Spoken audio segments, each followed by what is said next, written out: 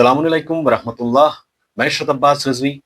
आप सबके खिदमत में दिली मुबारकबाद पेश करता हूँ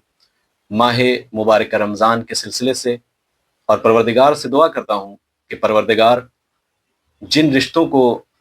परवरदिगार ने अपनी रज़ा से वजूद बख्शा है, जो रिश्ते वजूद में आए हैं, जिनका सिलेक्शन दीनदारी की बुनियाद पर रहा है, वो सब अपनी इबादतों में, अपनी दुआओं में अल नस्र मैरिज ब्यूरो को हमेशा याद रखें। और जब अपनी दुआओं में आप हमें याद रखेंगे तो कहीं ना कहीं परवरदिगार हमें भी अपनी दुआओं में याद रखेगा, और परवरदिगार हमारे लिए भी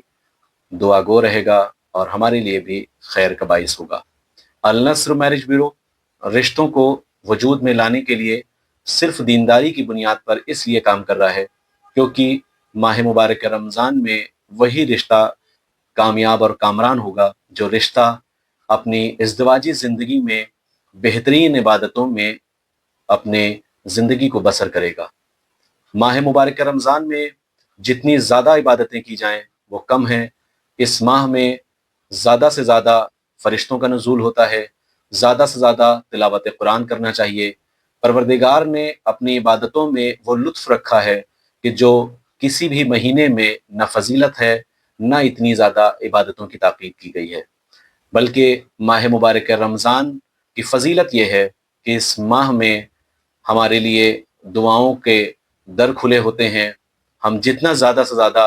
इबादत इलाही में अपना वक्त गुजारें और अपनी इज़्दिवाजी ज़िंदगी में एक ऐसा इंतखाब करें कि जो हमारी इज़्दिवाजी ज़िंदगी हो, इसमें बेहतरीन ज़ौजा और शौहर परवरदिगार की इबादत करते नज़र आएँ। दुनियावी अपनी आसाइशों को ध्यान में रख कर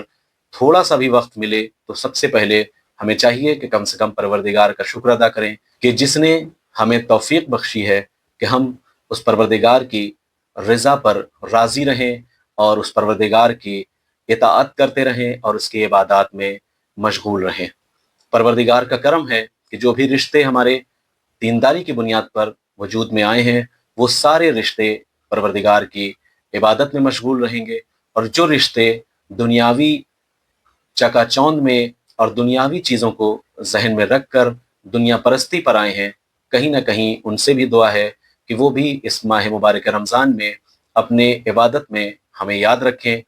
फ़र्क इतना है कि जब कोई रिश्ता दीनदार वजूद में आता है तो परवरदिगार उसमें राज़ी और खुशनूद रहता है और उसमें दुआओं का नुज़ूल रहता है। लेकिन जिन हालात में हो, हमें परवरदिगार की रज़ा का भी ख्याल रखना है और उसकी लिए दुआए मग़फ़िरत भी करना है, और अपनों के लिए, अपने अइज़ा व अक़ारिब के लिए दुआ भी देना है, दुआ भी करना है, जिससे ज़्यादा से ज़्यादा हम